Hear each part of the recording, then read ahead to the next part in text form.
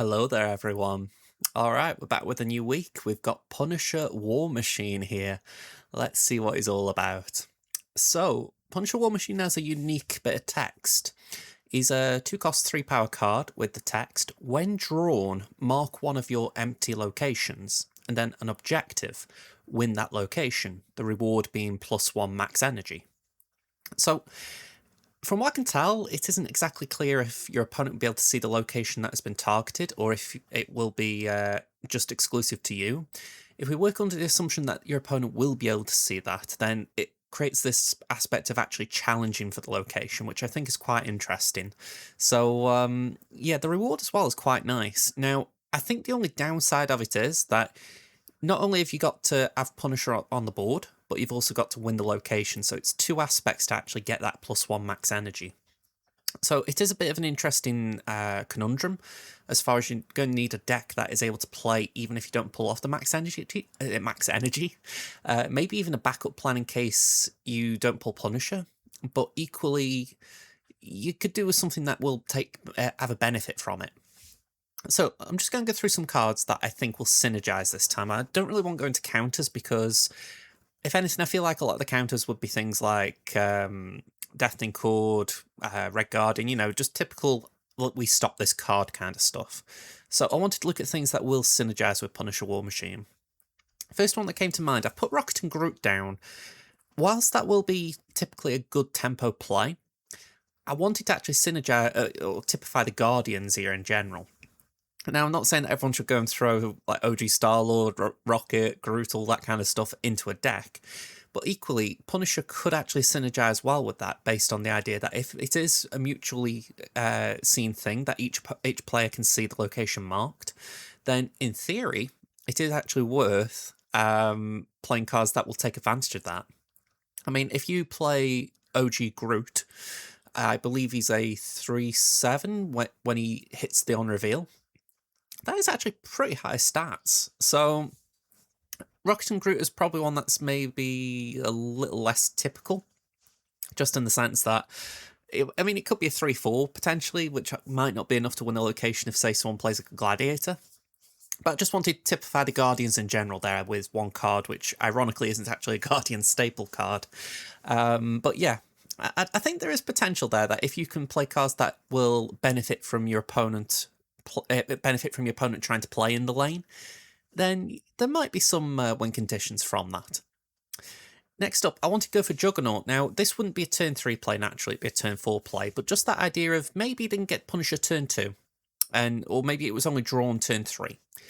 Juggernaut could be a way to win the location pretty easily, depending on the power in it. So, say it's an empty lane, both of you haven't played there so far. Juggernaut could come down, wipe any cards out, and suddenly Punisher will get you the win in the location, objective complete. So, felt like a very straightforward card to include in a list like this, but we'll see if it's actually a natural slot. Next one I came up with, if we just don't go too far ahead, is Iska. And Iska is just simply a case of, right, again, similar to Juggernaut, all right, I've got to win this location, I'm a bit late, let's put some power down, and hopefully that will be fine. Now, I want to go for an early tempo play here with Squirrel Girl. Let's say that Punisher is in your opening hand. Then Squirrel Girl will just win any location pretty much.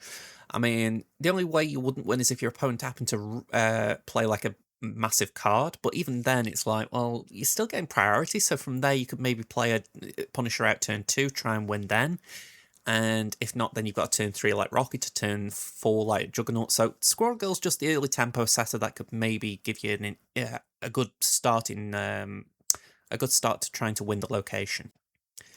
Then I have included Electro. I figure Electro could be a good B plan just in case you don't draw Punisher, but also a 3/5 stat line isn't terrible. I mean, when you think Cyclops as a vanilla card is a 3/5, so on paper, Electro has got a decent stat line.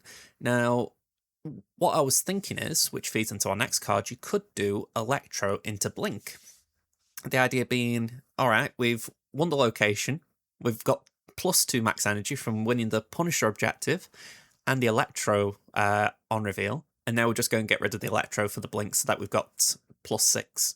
Sorry, not +6. We've got 6 energy on turn 5. Oh, sorry, on turn 4 and then 7 on turn 5.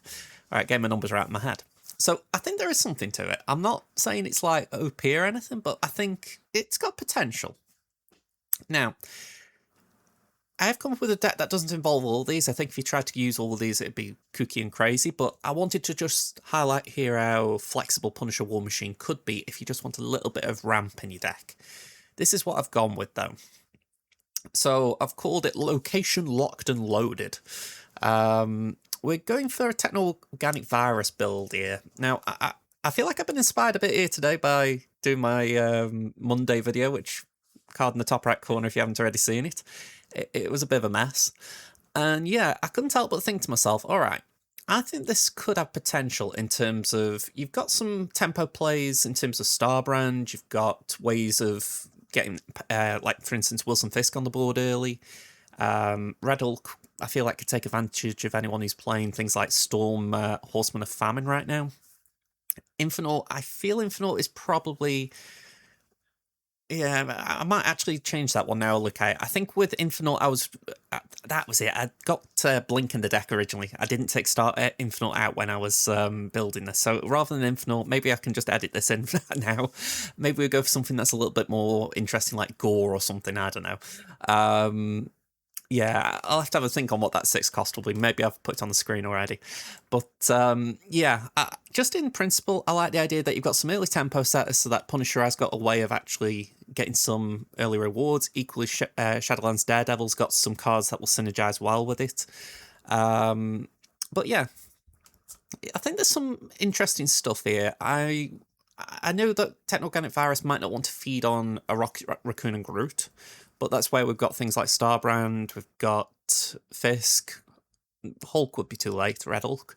But yeah, I like to say, I think there's a few fun things here. I mean, I wanted to put a few tech pieces in as well. That's why we've got Jug and got Cosmic Ghost Rider. I feel like Cosmic Ghost Rider has become like an auto-include in these decks, at least based on my experience today.